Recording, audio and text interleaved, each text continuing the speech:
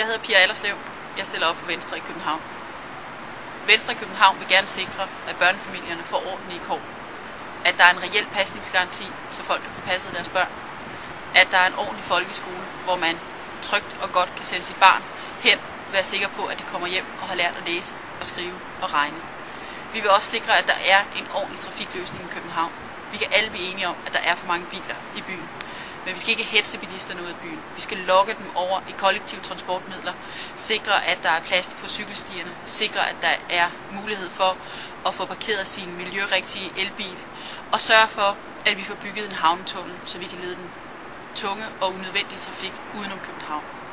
Vi vil også have en ordentlig og god dialog med erhvervslivet. Sikre, at folk har lyst til at flytte deres virksomheder til København. Sikre, at de virksomheder, der er her, de forretninger, der er her, får ordentlige vilkår. Vi vil også sikre, at bandekrigen den stopper her og nu.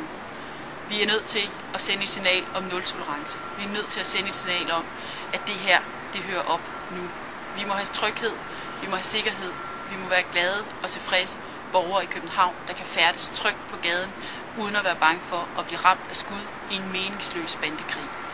Og vi har brug for at få gjort op med et 106 års socialdemokratisk styre i København. 106 år, det er 106 år for meget. Man har haft masser af muligheder for at ændre tingene i København, men Socialdemokraterne har ikke magtet det.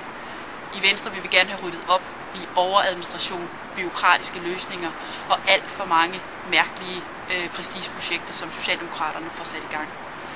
I Venstre vil vi gerne sende et signal om, at der er en ny vej. Stem på Venstre, stem på Pia Allerslev til kommunalvalget den 17. november.